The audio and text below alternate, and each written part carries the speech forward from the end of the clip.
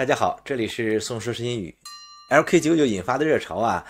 让很多韩国人的一些信息呢进入到我们的眼帘。比如我们中国老百姓对韩国的了解呢，就是泡菜是吧？韩剧还有一些烂俗梗。当然啊，韩国呢还有很多的比较有意思的社会知识和现象。比如我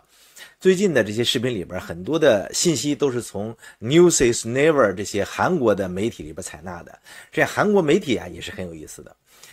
我们说这个 Newsies 和 Never 呢，实际上是韩国呀，确实都是比较有影响力的媒体。那 Newsies 呢是一家新闻社啊，它呢也提供新闻报道啊、图片服务啊等等，还是比较大的一家这个有影响力的这个新媒体算是啊。那 Never 呢是韩国的这个最大的搜索引擎和门户网站。也是社交软件 Line 的母公司啊。大家知道韩国人很多，在东南亚，包括很多人都用这个 Line 来聊天啊，包括的日韩啊这些地区国家。那么 Line 的母公司就是这个 Naver 是韩国啊大概互联网公司中市值最高的一家公司啊。那当然了，除了这些新媒体之外呢，还有韩国的三大电视媒体，什么 KBS、SBS、MBC 是吧？大家可能都知道 KBS 呢是韩国的这个一个比较怎么说呢？韩国代表性的媒体吧。就是说，你是说韩国的电视财团，那就是韩国广播公社或者 SBS 首尔广播公司。那实际上还有一家公司呢，就是这个 MBC 啊，可以称为韩剧之王台。那 MBC 呢，它实际上是一家公立的电视台，它成立1961年。韩国的媒体啊，说起来呢，对政府的监督还是有一定水平的。你比如说，韩国总统他的丈母娘被判刑的这个事儿。当然，这里边不光是韩国媒体了，韩国的法律也是让很多国人啊感到不可思议的。你说，国母啊，那第一夫人的母亲给判刑了，媒体还竞相报道，那不就是国母的平方嘛？你像这个总统的丈母娘是吧？所以媒体抓住这个热点报道，这是不是有点太不可思议了？所以啊，我们今天啊，就看看这两天啊 Newsies 韩联社啊，他们在报道哪些关于 LK99 的新闻啊？那这里边呢，有一篇报道呢就比较有意思，就是叫梦想超导体，它只是个梦想嘛啊，这是在韩国的一个媒体上啊他们发的文章，实际上就是 Nature 它的一个报道出来之后啊引起了韩国股市的震荡。那么 Nature 这个报道呢，实际上不是论文啊，它是引用了马普啊德国研究团队的这个复现的这个实验。当时呢，马普的这个论文我们也介绍过，他认为呢 LK99 是一种绝缘体。那么自然杂志呢也要求LK99 的这个团队，就是量子能源研究中心，让他回应。那现在还没回应，所以这个消息传出来之后啊，韩国的相关股票就大跌啊，就是这些超导相关的股票。有的呢就跌到了这个叫怎么讲呢？谷底啊，跌了30%，就是最低的限度。包括什么那个 Sunam、Wonik PNE、QQ、Shindong 和这 LS Cable，都跌到了这个最低点啊。那 LS 其实就是原来 LG 电缆。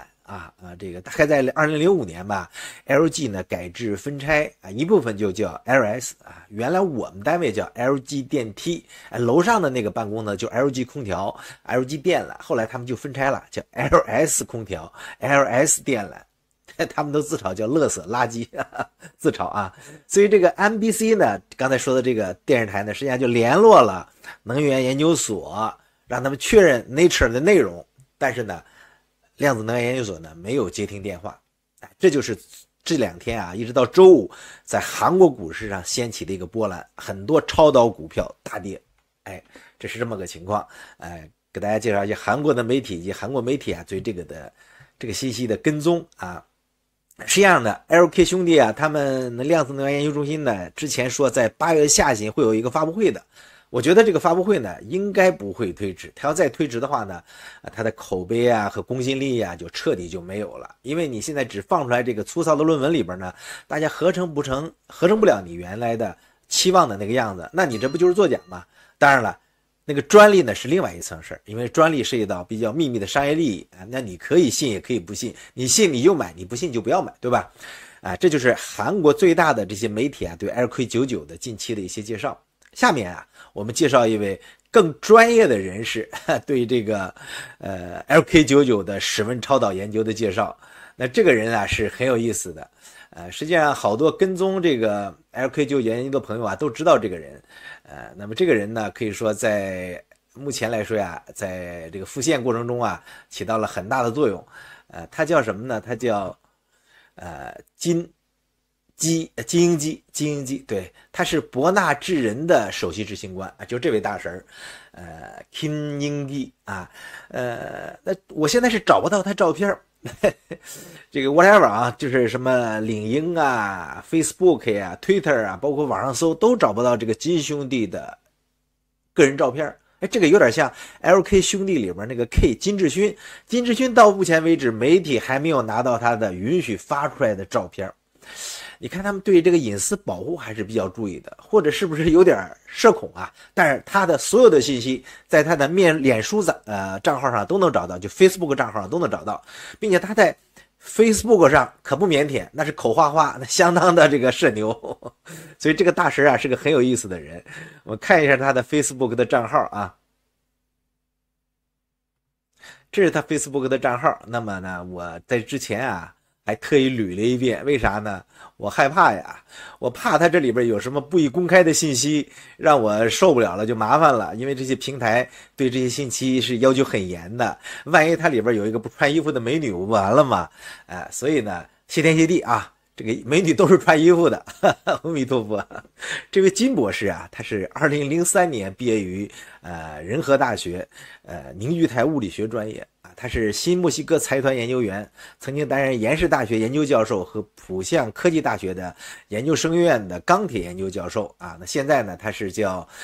博纳智人的 co-founder， 也是 CTO， 还有的介绍是 CEO 啊。看来他是这个 Swift 的这个铁粉，里边有很多这个 Swift 的各种各样的照片。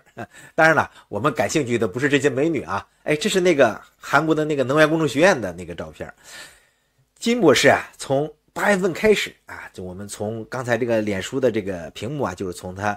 8月初一直到现在的这个脸书给大家翻一遍。他从8月6号开始一直到现在，到昨天开始，他一直在持续不断的更新他的脸书账号，发表了很多关于 LK99 的他的看法。当然了，他算是一个半业内人士，你知道吧？他是应该说做这个研究啊很长时间了啊，包括你像他也做这个我们讲的那个就是分析的那个软件，就是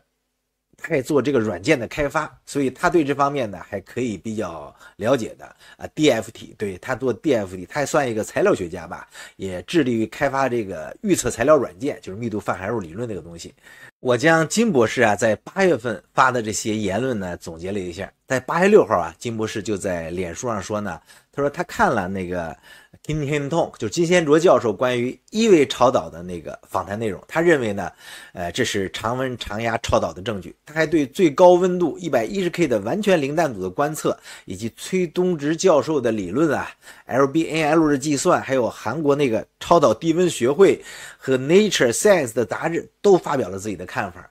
他特别说呀，印度和中国在这方面研究是有优势的啊，因为热情比较高嘛。那在8月9号啊，这金博士在脸书上解释了他对常温超导体的信心的来源，就是温度电阻图临界温度上方电阻急剧下降的这个现象。他还提出了一个假设呢，他认为实际的样品中啊存在常温超导体、强磁体和晶粒混合物，并称呢这是一个根据铜替代铅位置而产生不同性质的新奇材料，就是你不同的替代会产生新的